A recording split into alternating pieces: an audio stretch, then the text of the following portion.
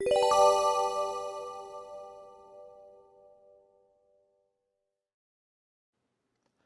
the previous lecture, we pretty much completed our David Choose China Bistro website, except for one small thing. And let me demonstrate that by going to the command line.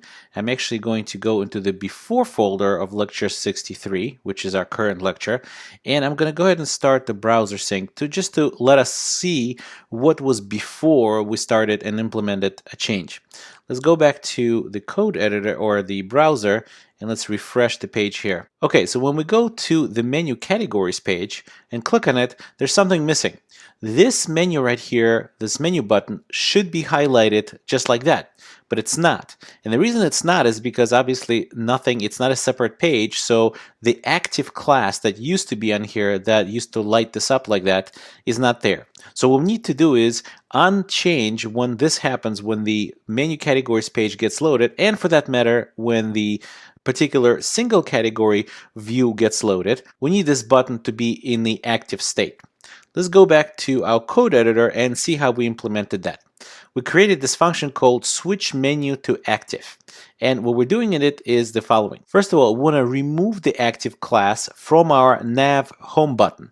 Remember, if we go to our browser and actually squeeze it, what's going to happen is that even though you don't see it, but actually it's sitting on the home button. And if we go to, right now we actually are already on the particular menu category page, this really should be on the menu button, not on the home button. Okay, so let's go back to the code editor. So what we need to do first is we need to remove that active class from the home button. And the way we're doing it is we're selecting an element with an ID nav home button. And actually, if we select that and go to our index.html, and try to find that, it's right here. It's that menu item right here in the top right of our site, unless of course it's squeezed and now it's in the collapsed menu. But it's possible that the nav home button has the active at the moment, and actually that is the default when we load up the page, is that the nav home button, which is hidden on the desktop browser display, is the active one. So we need to remove this active class from the list of classes of here, and we need to insert it into the menu button instead. So let's go back to our script.js, and we need to scroll down a little bit again. And so switch menu to active.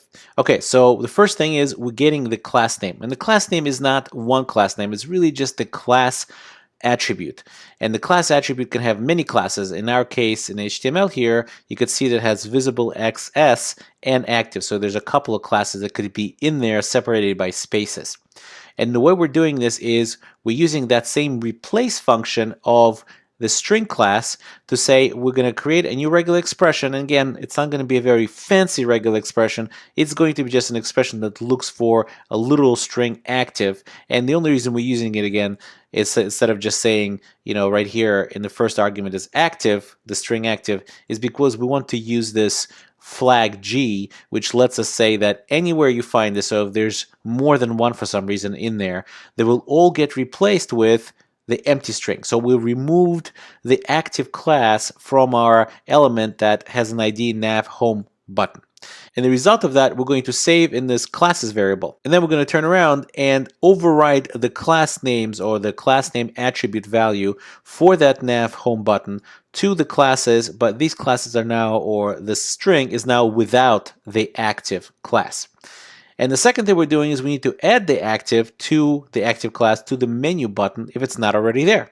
So the first thing, we're going to go ahead and grab what are the class names that are inside this nav menu button and check if the index of active, this word active, is -1, and this function index of returns -1 if it cannot find the string inside the string that you're applying this method on.